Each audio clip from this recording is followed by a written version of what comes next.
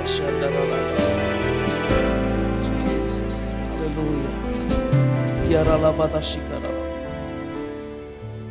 Dan biar pada pagi hari ini Tuhan Yesus kami boleh mengalami perjumpaan secara pribadi dengan Tuhan.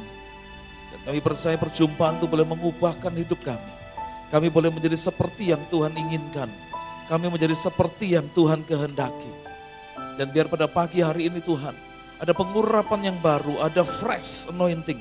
Urapan yang segar, yang datang dari surga, memenuhi setiap hati kami. Sehingga kami boleh dipuaskan, dikuatkan, disegarkan, dipenuhi, diperlengkapi, dan bahkan diubahkan. Terima kasih Tuhan Yesus. Pakai hamba-Mu untuk menjadi saluran berkat-Mu bagi jemaat di tempat ini. Pakai hamba-Mu untuk menyuarakan isi hati-Mu. Terima kasih Tuhan, terima kasih Bang. Dengan penuh sukacita, dengan hati yang terbuka, dengan antusias, kami mau sambut firman-Mu dalam nama Tuhan Yesus. Mari semua yang siap menerima firman Tuhan, mari sama-sama katakan, amin. Berikan tepuk tangan dulu yang paling meriah buat Tuhan kita, haleluya. Puji Tuhan. Shalom. Shalom. Ya, haleluya. Sebelum saya sampaikan firman Tuhan, saya mau tes dulu apakah saudara sudah bisa dengar suara saya di dalam frekuensi yang sama. Kalau saudara dengerin radio, kalau frekuensinya meleset, kan enggak bisa dengar suaranya ya. Enggak bisa ngerti apa yang disampaikan, betul ya? Haleluya. Oke, saya mau tes, kita bikin satu permainan begini saudaraku. Kalau saya sapa saudara dengan halo, saudara jawabnya hai. Oke? Halo. Wah, luar biasa ya. Kalau saya sapa saudara dengan hai, jawabnya halo. Pinter kabeh, puji Tuhan. Hai. Halo. Wih, luar biasa, ditambah sekarang ya. Kalau misalnya sekolah itu kan enggak boleh cuma SD, naik SMP, SMA terus ya. Betul ya saudaraku ya? Betul, puji Tuhan. Kalau saya sapa saudara dengan selamat pagi, saudara jawabnya selamat malam. Oke? Bisa, makanya kita biasakan kalau mau jawab itu mikir dulu. Ada banyak orang di Indonesia di sana di mana, di luar sana, bukan yang di sini loh ya. Itu ngomong dulu baru mikir, saudaraku. Bilang sama sebelahmu, ya. Mikir dulu baru ngomong. Ya. Oke. Kalau saya sapa saudara dengan selamat malam, saudara jawabnya selamat pagi. Oke, bisa? Selamat pagi. Selamat malam. Selamat pagi, selamat malam. Selamat malam, halo, halo, hai. Loh. Puji Tuhan, oke, haleluya. Ya, saudaraku dikasih Tuhan, saya mau sampaikan satu hal yang membuat kita semua akan menjadi orang-orang yang percaya bahwa hidup kita itu berharga di mata Tuhan. Amin. Hidup kita itu penting bagi kerajaan Allah, saudaraku. Dan ternyata kita punya tugas yang mulia di bumi sekarang ini. Oke. Dan fokus kita itu bukan cuma berhenti sampai kepada kayu salib. Tapi ada tugas yang kedua, ada tujuan yang mulia di balik karya Kristus di atas kayu salib, di balik dari semua keselamatan yang Tuhan anugerahkan kepada kita, yaitu ada suatu tugas, suatu panggilan, suatu kepercayaan yang luar biasa yang Tuhan berikan kepada saudara dan saya. Oke, oleh sebab itu ayo kita buka sama-sama di dalam 2 Timotius pasal yang pertama, ayatnya yang ke-9. 2 Timotius 1 ayatnya yang ke-9. 2 Timotius 1 ayat 9. Yang sudah ketemu katakan amin. Ayo baca sama-sama ya. 1, 2, 3. Dialah yang menyelamatkan kita dan memanggil kita dengan panggilan kudus. Bukan berdasarkan perbuatan kita, melainkan berdasarkan apa? Maksud dan kasih karunia-Nya sendiri. yang telah dikaruniakan kepada kita dalam Kristus Yesus sebelum permulaan zaman. Katakan amin. Nah, saudaraku dikasihi Tuhan, Tuhan sudah menyelamatkan kita melalui kematian dan kebangkitannya di atas kayu salib. Yang percaya katakan amin. Nah, tapi saudaraku dikasihi Tuhan, saudara lihat bahwa ternyata tujuan Tuhan Yesus datang ke atas muka bumi ini bukan cuma sekedar menyelamatkan saudara dan saya. Tapi dia memanggil kita dengan panggilan kudus. Dikatakan dialah yang menyelamatkan kita. Yang pertama dia selamatkan kita dulu. Yang kedua dia memanggil kita dengan panggilan kudus. Kalau kita dipanggil dengan panggilan kudus, pasti ada tujuannya. Saya dipanggil datang ke tempat ini, ada tujuannya. Tujuannya itu untuk menyampaikan firman Tuhan di dalam ibadah raya pada hari ini. Betul ya? Demikian juga saudara dan saya, semua masing-masing punya panggilannya sendiri-sendiri. Nah, mungkin saudara berkata, panggilan kudus itu seperti apa, Pak? Apakah panggilan kudus itu seperti panggilan untuk jadi seorang pendeta yang menyampaikan firman Tuhan yang kudus, di gereja yang kudus, di balik mimbar ini yang kudus? Apa cuma itu? Apa cuma buat mereka yang dipanggil untuk ngurusin perkara-perkara gereja yang setiap hari ngantornya di gereja? Apa cuman itu panggilan kudus? Saudaraku, yang saya mau sampaikan begini, bahwa setiap saudara semua ini adalah orang-orang kudusnya Allah.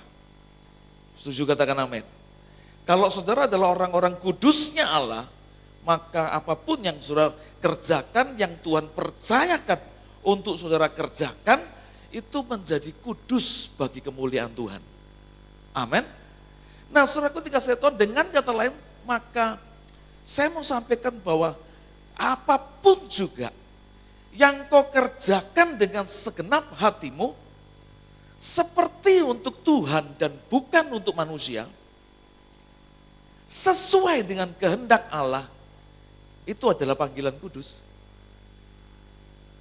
Amin. Jadi saudaraku dikasihi Tuhan, saudara lihat begini. Kalau saudara seorang ibu rumah tangga biasa, mungkin saudara tidak bisa khotbah kayak pendeta.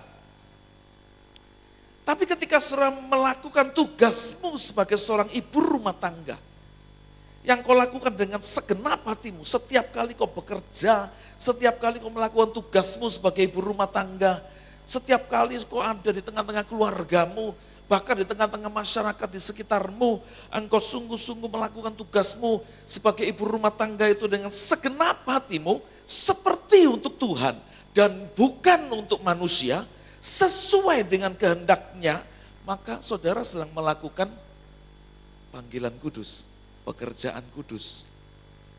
Amin. Jadi saudaraku dikasihi Tuhan, yang namanya tempat kudus itu bukan cuma di gereja. Kalau cuma di gereja tempat kudus itu, alangkah sedihnya kita. Karena kita cuma bisa menikmati tempat kudus ini paling lama 2 jam. Betul enggak saudara? Keluar dari gereja, saudara kehilangan tempat kudus. Maka kita akan menjadi orang-orang yang paling malang di dunia. Saya bersyukur Tuhan tuh ngomong begini, bahwa tidak tahukah kamu bahwa tubuhmu adalah bait Allah, di mana roh Allah diam di dalam kamu. Jadi kalau ada bait Allah dimanapun kita berada, di situ ada bait Allah, di situ ada roh Allah. Dan di mana saja ada roh Allah, tempat itu menjadi kudus oleh karena Allah, oleh karena Tuhan Yesus. Yang mengerti katakan amin. Oke, nah saudaraku dikasihi Tuhan, yang pertama, pengertian yang pertama adalah saudara diselamatkan untuk kemudian saudara dipanggil dengan panggilan kudus. Untuk apa? Nah saudaraku, ternyata Lembaga Alkitab Indonesia ini hanya menerjemahkan sampai berhenti sampai kepada panggilan kudus. Tapi Alkitab The Message, ya terjemahan bahasa Inggris dari Alkitab The Message, itu dikatakan begini, who first save us and then called us to this holy work. Yang pertama menyelamatkan kita, Yang kedua, saudaraku, dia memanggil kita dengan panggilan kudus. Ya, terjemahan bahasa Inggris ada beberapa macam. Ini King James Version, versinya Alkitab King James. Permisi, saya minum sebentar ya.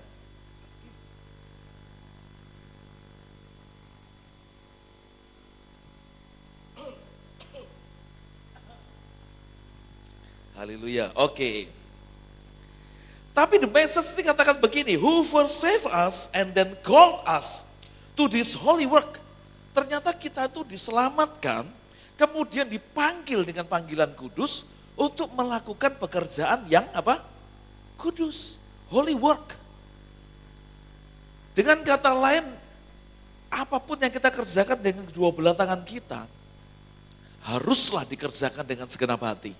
Tidak boleh separuh-separuh, tidak boleh asal-asalan, ya, tidak boleh asal memuji Tuhan, tidak boleh asal pelayanan, tidak boleh asal ke gereja, tidak boleh asal kerja, tidak boleh asal apapun juga. Apapun juga yang kita kerjakan di sepanjang hari kita diberi kesempatan untuk hidup di dunia ini harus dikerjakan dengan segenap hati. Dan harus dikerjakan seperti untuk Tuhan dan bukan untuk manusia. Memang yang kasih tugas kita manusia. Kalau kita karyawan, kalau kita pelayanan, kita punya pemimpin. Pemimpin ngomong, ayo kamu pelayanan ini, ayo kamu tugas ini, siap lakukan, ya kan? Saudaraku, memang seakan-akan yang memberi perintah, yang memberi tugas, itu manusia. Tetapi Alkitab mengajarkan, Rasul Paulus berbicara bahwa apapun juga, kerjakan dengan segenap hatimu seperti untuk Tuhan. Dan bukan untuk manusia. Saya percaya kalau kita punya sikap hati seperti ini, manner kita seperti ini, karakter kita seperti ini, maka pekerjaan yang kita lakukan pasti berhasil. Amin. Pasti diberkati Tuhan. Nah, oleh sebab itu saudaraku dikasih Tuhan, saudara lihat, ini adalah sebuah anugerah. Bahkan sebelum kita ini ada di dunia ini, sebelum permulaan zaman dikatakan, Tuhan itu sudah menetapkan kita untuk memanggil kita. Dan itu adalah kasih karunia. Kasih karunia itu bukan cuma sekedar keselamatan yang diberikan Tuhan kepada kita. Tapi kalau kita bisa memiliki sebuah pekerjaan, pelayanan, kehidupan, keluarga, rumah tangga, itu juga sebuah karunia. Amin. Saudaraku, punya suami yang baik, punya istri yang baik, punya anak-anak yang baik, punya orang tua yang baik, saudara, punya pekerjaan yang baik, punya pelayanan, dipercaya pelayanan yang baik, itu semua anugerah. Hidup ini anugerah. Karena hidup ini anugerah, maka jangan disia-siakan. Amin. Karena hidup ini anugerah, dan anugerah ini diberikan oleh Tuhan Yesus, maka muliakan Tuhan melalui anugerah yang Dia berikan kepada kita. Yang mengerti katakan amin. Nah, saudaraku dikasih Tuhan, kekristenan itu bukan cuma bicara namamu itu Paulus, namamu itu Petrus, namamu itu Ishak seperti saya ini saudaraku, nama baptisnya Ishak, ya, namanya mestinya Latif, ya kan. Ini Tony teman saya dari dulu sampai sekarang. Kuantitas tidak berubah, saudaraku. Luar biasa ya, kalau ada Tuhan Yesus, ya, awet muda. Oh iya, saudara tidak usah bingung mikir cari obat anti-aging. Pergi ke salon Faisal terus tipis muka kakean Faisal tuh. Hah? Oh Faisal, oh keliru Faisal. Bukan Faisal, oh bukan. Iya, tambah lama tambah tipis mukamu digosok terus saudaraku. Cukup sembayang. Musa itu ketemu Tuhan 40 hari di Gunung Sinai, turun dari gunung mukanya apa? Bercahaya. Kalau mukanya bercahaya awet muda. Lah Pak Tony ini sering sembahyang pasti. Ya kan mukanya bercahaya awet muda. Saudara. Anak-anaknya sudah gede-gede. Ya kan. Nah saudaraku dikasih Tuhan namanya Latif. Nah lumayan habis baptis bisa milih nama baptis. Ishak. Wah kan keren. Selamat pagi Pak Ishak. Oh kan lumayan saudaraku. Dari selamat pagi Latif. Lah. Lah ada saudaraku, katanya teman saya, pendeta di Surabaya. Dia bibis saya, dia kirim gambar. Ya kan? Kemudian ditulis gini gambarnya. Katanya pendeta bro. Lah kok jual tahu tek-tek. Ternyata ada gambarnya orang jual tahu tek-tek. Yang tendanya tulisannya tahu tek-tek Pak Latif. Gitu saudaraku. Ya yes, tidak apa-apa lah, yang penting Tuhan kenal saya, nama saya tercatat di kerajaan sorga, amin saudaraku ya. Nah kekristenan itu bukan cuma sekedar nama, kekristenan itu bukan sekedar atribut, ada salibnya, rumah saudara ada salibnya, ada gambarnya Tuhan Yesus, tidak salah, semua itu tidak salah. Tetapi akan jauh lebih baik saudaraku dikasih Tuhan, yaitu kalau hidup kita itu bisa mempermuliakan nama Tuhan. Perkataan, perbuatan, tingkah laku kita, semuanya itu mempermuliakan Tuhan. Itu yang paling penting. Sehingga tidak ada lagi orang ngomong gini, Kristen kok ngono. Pernah dengar ada orang ngomong gitu? Lah iya Pak, Kristen loh Pak. Kristen kok ngono. Nah, sudah pernah ya? Pernah dengar ya? Lah iya Pak, pelayanan loh di gereja Pak. Lah wes ah. Ya, omong Surabaya itu enak saudaraku nek ngomong. Saya ini orang Surabaya, pindah ke Lumajang 14 tahun yang lalu. Tapi gaya ini Surabaya ini tidak bisa lupa, ya kan? Ya benar deh. Pelayanan loh Pak di gereja. Tapi, saudaraku, nek ono tapi biasanya gak enak, ya kan? Depannya enak, tapi tidak dikasih tapi, pasti gak enak belakangnya, ya. Dan itu pasti tidak ada di antara kita semua, amin. Bilang sama sebelahmu, bilang gini, yang penting bukan kamu. Iya. Nah, saudaraku dikasih Tuhan, kita telah menerima anugerah, bukan cuma sekedar diselamatkan oleh kematian Kristus di atas kayu salib. Tapi dia bangkit dari antara orang mati untuk menyatakan kehendaknya dalam hidup kita. Memanggil kita dengan panggilan kudus untuk melakukan pekerjaan kudus. Dan Rasul Paulus berkata di dalam Galatia 1:12, dia menerima semuanya itu, saudaraku, bukan dari manusia. Saudara dan saya menerima panggilan Allah ini, diselamatkan dan kemudian dipercaya melakukan pekerjaan-pekerjaan kudus. Apapun yang saudara kerjakan, mungkin saudara seorang karyawan di sebuah perusahaan, mungkin tugasmu, saudaraku, biasa, tidak istimewa di mata manusia. Mungkin apa yang kau kerjakan itu sederhana. Saudaraku dikasih Tuhan, mungkin kau tidak punya harta kekayaan, sebanyak punyanya orang-orang yang lain, saudaraku dikasih Tuhan. Tetapi apapun yang kau kerjakan, waktu kita mengerjakannya dengan segenap hati, seperti untuk Tuhan dan bukan untuk manusia, sesuai dengan kehendak Allah, maka itu menjadi pekerjaan yang mempermuliakan nama Tuhan. Dan saudaraku dikasih Tuhan, kita menerima semuanya ini, bukan karena kehebatan kita, tapi semata-mata karena anugerah. Dan karena penyataan Tuhan Yesus yang dia sampaikan, yang dia berikan kepada saudara dan saya. Saudaraku dikasih Tuhan, saudara lihat, ada sesuatu yang besar yang Tuhan percayakan kepada saudara dan saya.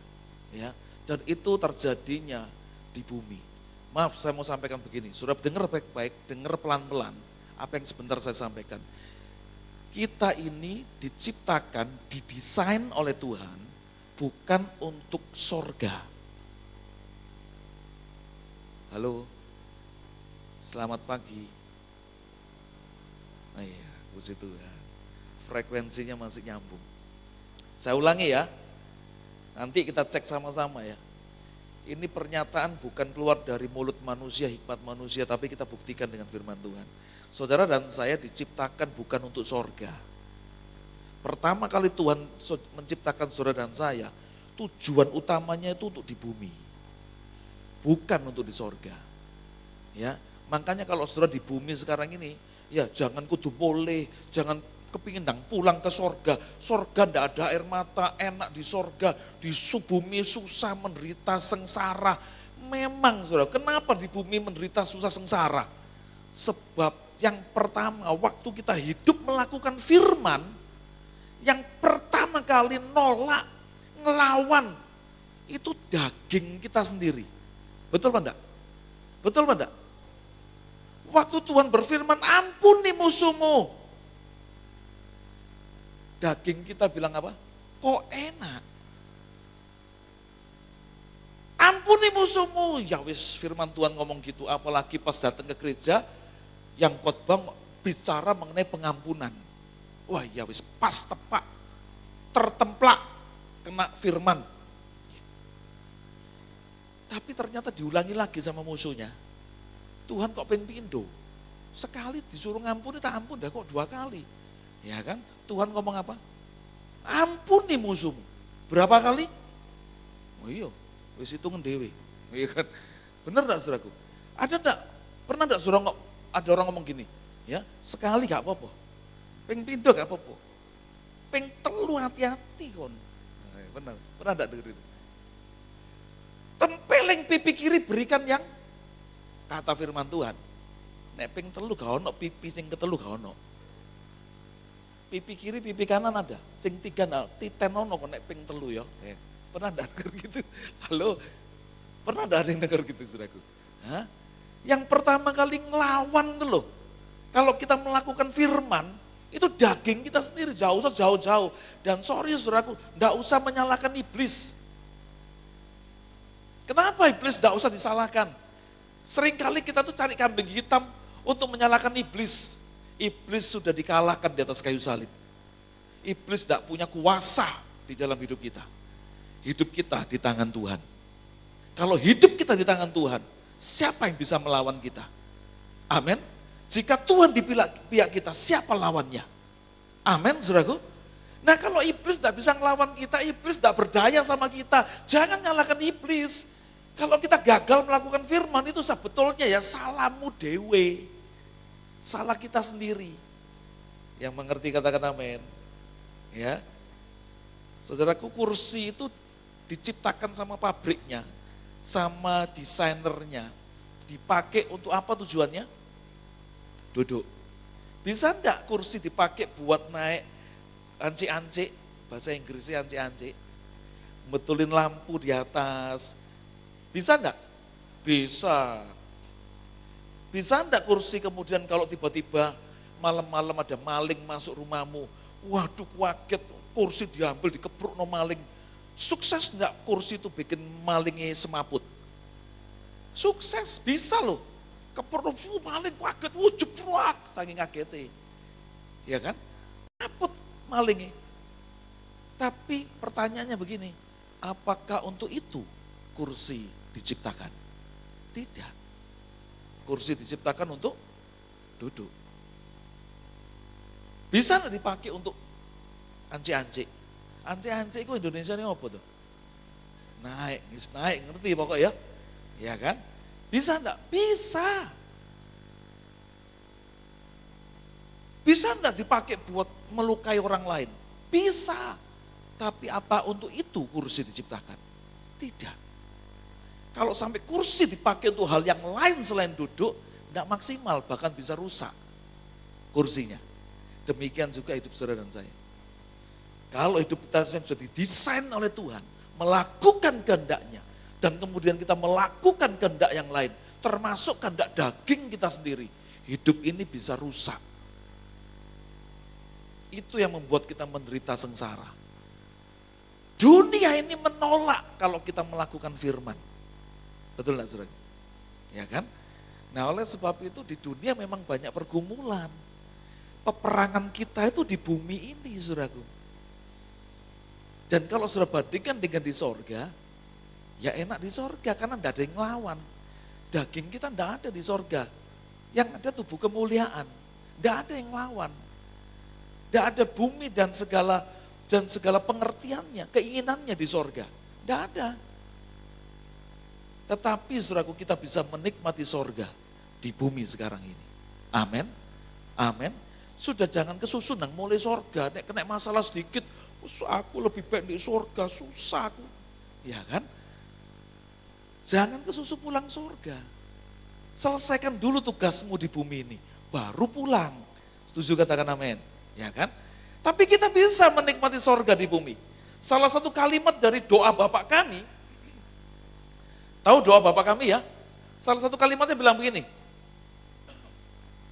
datanglah, jadilah di mana?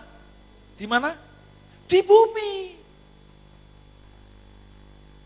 let your kingdom come and your will be done. Seharusnya begitu, bukan jadilah kehendakmu. Tapi kehendakmu itu harus selesai dan.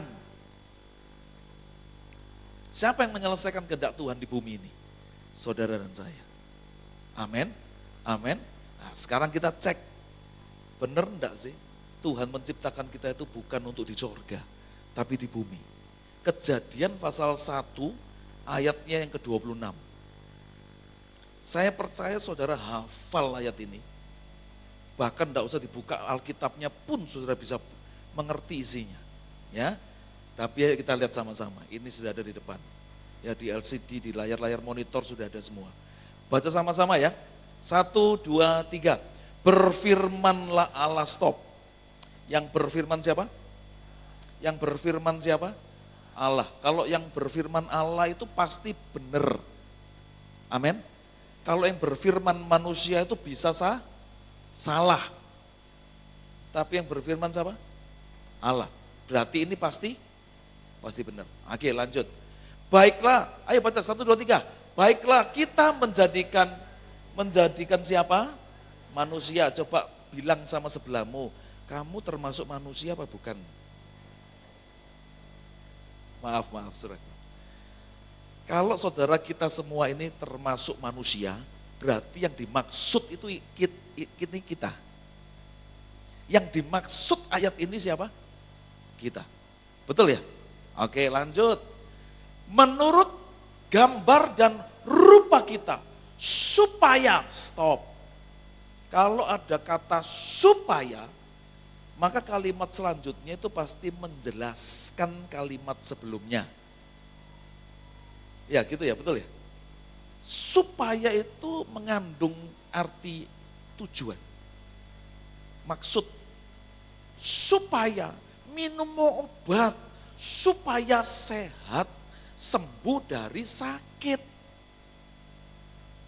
Pergi gereja, supaya kamu diberkati, supaya kamu dengar firman. Jadi pergi gereja tujuannya untuk apa? Dengar firman, supaya diberkati. Berarti kalau disuruh minum obat tujuannya buat apa?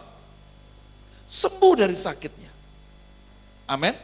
Jadi kalau ada perkataan supaya, maka kalimat berikutnya ini akan menjelaskan kenapa manusia itu diciptakan. Dan kenapa manusia itu diciptakan menurut gambar dan rupanya Allah. Ini tujuannya. Lanjut, ayo baca lagi pelan-pelan ya. Supaya mereka berkuasa. Stop. Mereka di situ siapa?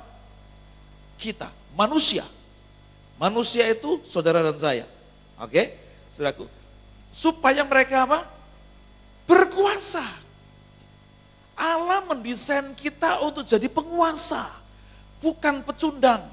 Untuk menjadi pemimpin, saudaraku. Jadi kepala, jadi orang yang dipercaya Tuhan, melakukan perkara yang besar. Yang percaya katakan amin. Oke, supaya mereka berkuasa atas ikan-ikan di laut. Terus ayo baca sama-sama 1, 2, 3. Dan burung-burung di udara, atas ternak dan atas seluruh bumi. Dan atas segala binatang melata yang merayap di. Coba tunjukin sama saya, ada enggak kata di sorga? Ada enggak kata di sorga? Enggak ada. Supaya mereka berkuasa di mana? Di bumi. Kita itu berfungsi maksimal di bumi. Tujuan Allah menciptakan kita segambar dan serupa dengan Dia itu untuk kita melakukan sesuatu sesuai kehendaknya di bumi, untuk kita berkuasa di bumi. Kalau di bumi ya sekarang ini. Ayo terus, ayat 27. Kejadian 1:27, baca lagi. 1, 2, 3. Maka Allah menciptakan manusia itu menurut gambarnya.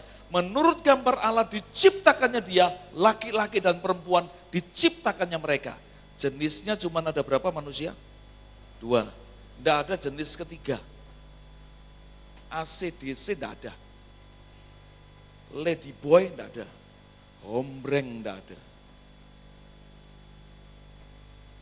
Kalau tidak ada jenis ketiga, berarti LGBT tidak laku di sini.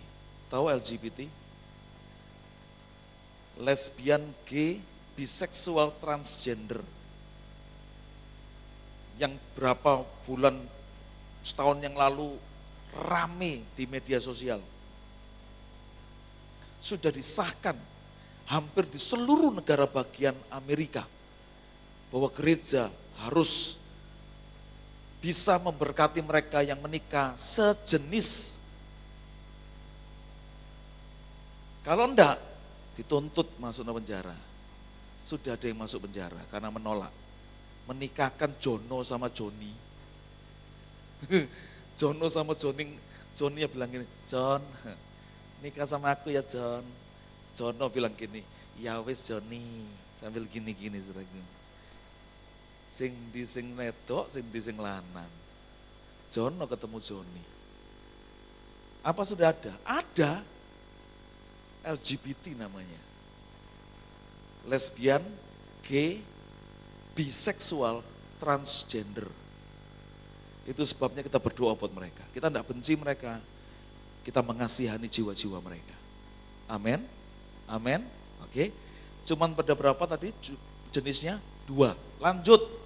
Kejadian 1 ayatnya yang ke-28.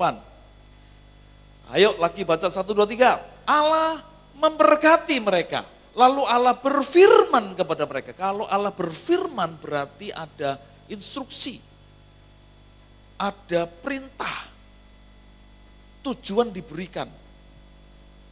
Tugas diberikan. Ya. Saudaraku lanjut terus. Beranak cuculah dan bertambah banyak, penuhilah bumi. Lanjut. Dan taklukkanlah itu. Memang di bumi tidak seperti di sorga. Di bumi ini saudara mesti perang. Menaklukkan. Menaklukkan itu tidak bisa diperoleh cuma sekedar dengan duduk-duduk eng-eng di rumah. Berjuang. Melakukan sesuatu. Sampai menang. Baru itu namanya menaklukkan. Keluar dari tanah Mesir. Orang Israel tidak bikin apa-apa. Tuhan yang inisiatif. Kasih tulah. Bawa keluar. Tidak bisa makan, kasih roti mana, kari mangap. Orang Israel. Betul enggak? Saudaraku. Ya tinggal mungut roti mana. Ketemu sama Lot, saudaraku dibelah. Tidak bisa minum. Batu karang keluarkan air. Semua Tuhan sediakan. Tapi masuk tanah perjanjian. Tanah yang dijanjikan Tuhan. Mesti apa? Perang.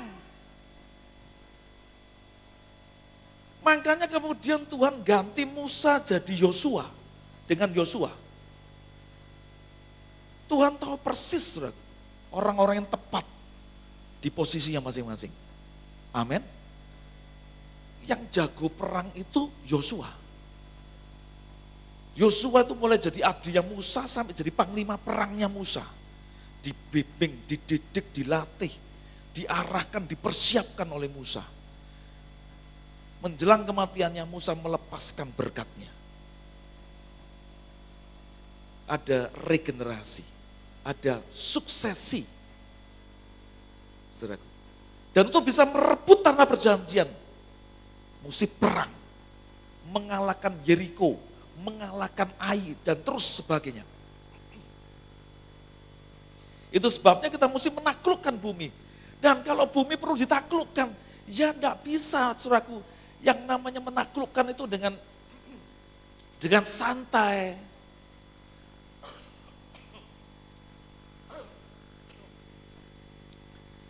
Makanya ada banyak orang berpikir salah. Ya lebih baik di sorga daripada di bumi. Memang betul. Di sorga saudara tidak perlu perang. Di sorga ada damai sejahtera. Ada sukacita. Amin. Ada Tuhan Yesus di sana. Amin, saudaraku. Nanti kalau kita sudah selesai tugasnya di bumi, kita nikmati upah kita tinggal di sorga bersama Tuhan Yesus kekal selamanya. Amin. Tapi kalau kita masih dikasih kesempatan hidup di dunia ini, perang, taklukkan, lakukan sesuatu buat Tuhan. Ya, lanjut kita lihat Kejadian 1:28. Taklukkan itu, berkuasalah atas ikan-ikan di laut dan burung-burung di udara dan atas segala binatang yang merayap di mana? Di bumi. Penuhilah bumi, taklukkan bumi, Saudaraku, berkuasa di atas bumi. Tidak ada satupun kata di sorga.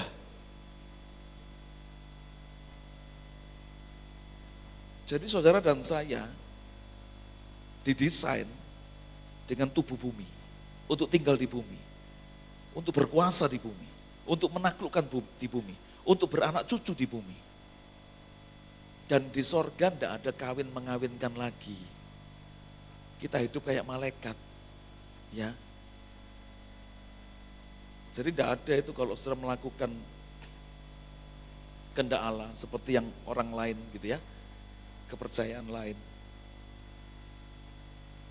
Kalau dia mati melakukan kehendak Allahnya, maka kalau dia masuk sorga disambut sama bidadari. Saudaraku, tidak ada. Di sana kita akan hidup untuk memuji dan menyembah Tuhan. Kalau saudara masih kawin mengawinkan dan beranak cucu di sana, repot cari pampers nanti. Ya kan, anakmu lahir beranak cucu kawin sama yang satu sama yang lain, apa enggak beranak? Nanti kalau beranak pampersnya repot. Ya kan? Saudaraku, makanya di sorga enggak ada kawin mengawinkan lagi satu sama lain. Ya, beranak cucunya cuma di bumi. Untuk memenuhi bumi, berkuasa di bumi, menaklukkan bumi. Ya, itulah jati diri kita, saudaraku.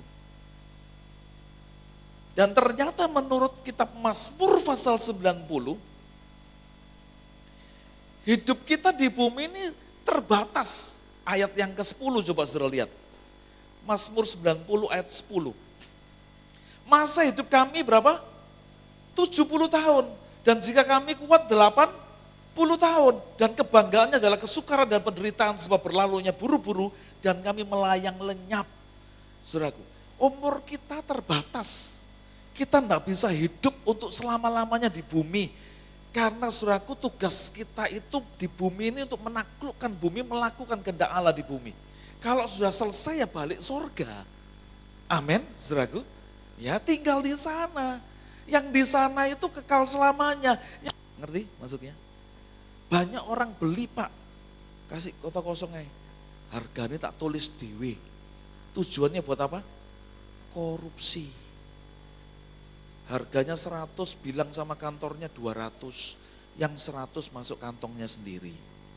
Toko ini tulis begitu, maaf kami tidak menyediakan memberikan nota kosong. Dengan kata lain, dia bisnis, dia melakukan pekerjaannya dengan tidak kompromi dengan yang namanya dosa. Tapi kerajaan Allah dan nilai-nilai firman Tuhan dibawa turun di dalam bisnis usaha pekerjaannya. Amin. Dan itu dimulai dari kita, saudara. Saya belajar untuk melakukan apa yang saya bisa. Dari hal yang kecil. Buang sampah, tidak boleh sembarangan. Amin. Kalau saudara naik mobil saya, di mobil saya ada tong sampah kecil. Satu kali ada jemaat ikut mobil saya pergi gitu ya, di kota Lumajang. Sambil ngobrol, saudaraku, dia buka permennya ditelen, kulitnya permennya dimut, dimasukkan mulut, kertas bungkusnya diapain? Buangnya di mana? Nah, biasa berarti ya. Oh, enggak, saudaraku. Iya benar, dia buka kaca jendela mobil saya, terus sambil ngomong, kertasnya dibuang. Wes. Saya langsung minggir ngerem. Loh, buang apa itu? Loh, buang kertasnya permen, Pak. Masa permennya yang dibuang, kertasnya yang ditelen? Ya kan? Kan permennya yang ditelen, bungkusnya yang dibuang. Loh, buangnya di mana? Dibuang di situ. Ya kan? Nanti kan ada tukang sampah yang nyapu kalau pagi bersihin. Iya. Jawabannya kan biasa gitu. Saya bilang gini, peraturan pemerintah jangan buang sembarangan, buang sampah sembarangan. Ya, sekarang kamu turun ambil.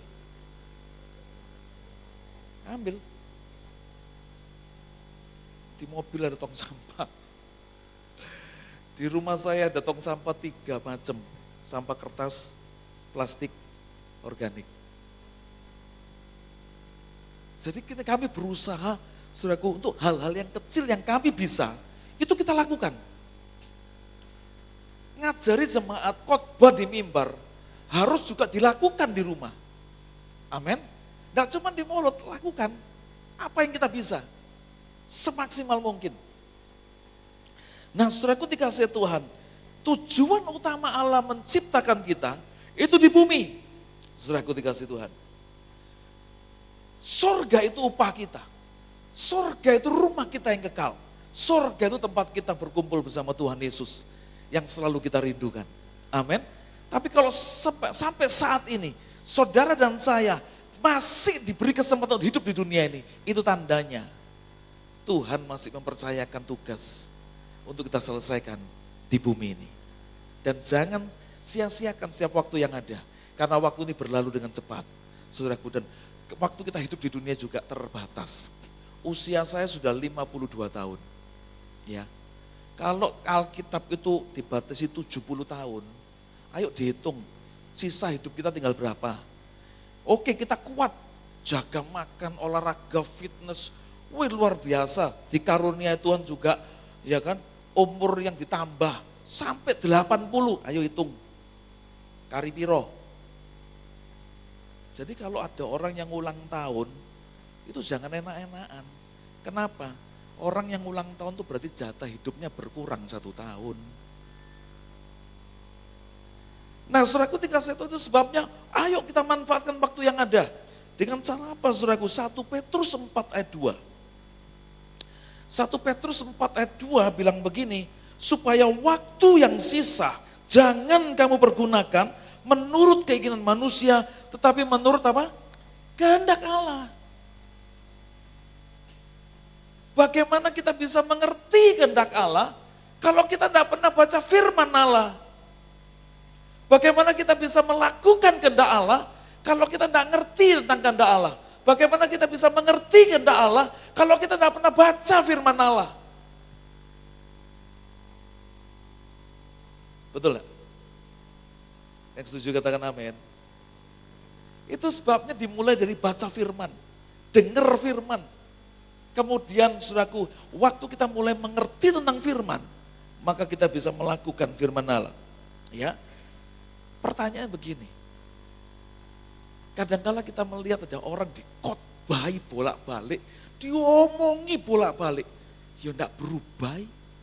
Ada enggak seperti itu? Pernah enggak saudara ketemu orang seperti, iya loh Pak, Kristen itu sudah dari sejak kecil, dari mulai gereja ini masih 1 lantai, naik 2 lantai, nanti 3 lantai, puji Tuhan nanti kapan-kapan 4, 5, 6 lantai, semakin tinggi semakin dekat sorga.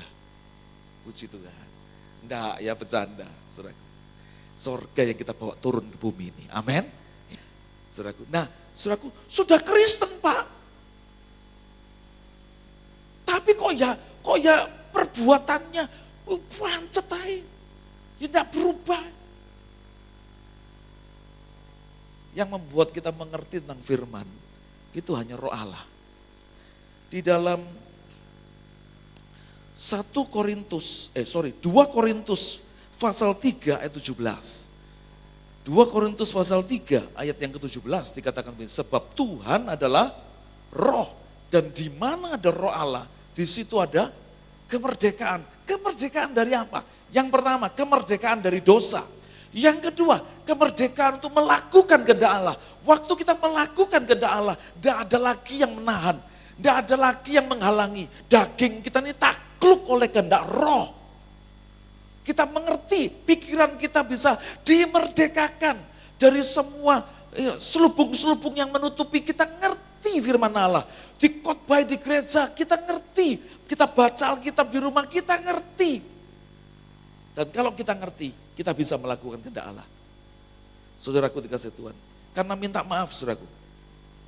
Yang bisa masuk kerajaan sorga, bukan cuma mereka yang bisa berseru Tuhan, Tuhan. Matius 7 ayat 21 bilang begitu. Bukan yang berseru kepadaku apa? Tuhan, Tuhan yang bisa masuk dalam kerajaan sorga. Melainkan dia yang melakukan apa? Kehendak Bapakku yang di sorga. Itu sebabnya kalau saudara mau masuk sorga, besok, kelak. Dan kalau saudara mau supaya saudara bisa menikmati sorga, kerajaan sorga di bumi sekarang ini, maka lakukan kehendak Allah. Bukan cuma sekedar orang yang berseru Tuhan, Tuhan. Bukan cuma ibadah di mulut, tapi hatinya jauh daripadaku, kata Tuhan. Tapi orang yang juga dengan segenap hatinya, dengan perbuatannya, dengan perkataannya, semuanya melakukan kehendak Allah. Amin. Nah, saudaraku, 2 Korintus 3:17 bilang bahwa Allah itu adalah roh, saudaraku. Dan di mana ada roh Allah, di situ ada apa? Kemerdekaan. Arti kata kemerdekaan, bahasa aslinya kemerdekaan, itu adalah eleuteria. Eleuteria itu diterjemahkan begini salah satunya. Living as we should, not as we please. Hidup sebagaimana seharusnya kita hidup, dan bukan hidup semaunya kita hidup. Kalau saudara menjadi orang yang diselamatkan, jadi orang yang sudah kenal Tuhan Yesus, maka kita mesti hidup sebagaimana seharusnya kita hidup sebagai orang-orang tebusan Allah. Sebagai orang-orang yang kenal sama Tuhan Yesus. Seharusnya orang Kristen itu hidupnya kayak apa? Ya itu, saudaraku. Kalau kita sudah jadi hamba Tuhan, pelayanan, jadi mungkin sudah aktif di gereja, saudaraku, maaf saudaraku, sudah pakai baju jas seperti saya begini, itu kita mesti tahu seharusnya apa yang harus kita lakukan sebagai seorang pelayan Tuhan. Dan bukan hidupnya maunya kita sendiri. Amin.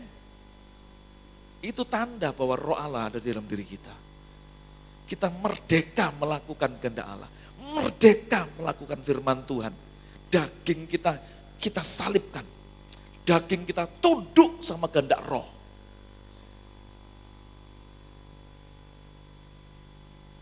Dan hidup kita hanya tunduk kepada roh Allah. Kepada kebenaran firman. Dan bukan kepada kebenaran dunia. Kita tunduk untuk melakukan kehendak Allah dengan bebas, dengan merdeka, dengan penuh sukacita, bukan dengan terpaksa. Itu eleuteria, itu tanda orang yang memiliki roh Allah di dalam dirinya. Tidak diperbudak oleh dosa, tidak terikat oleh kemarahan, dendam, dan kebencian. Tapi bebas, merdeka untuk melakukan kehendak Allah. Maka kalau itu yang terjadi, saudara akan diberkati di bumi dan diberkati.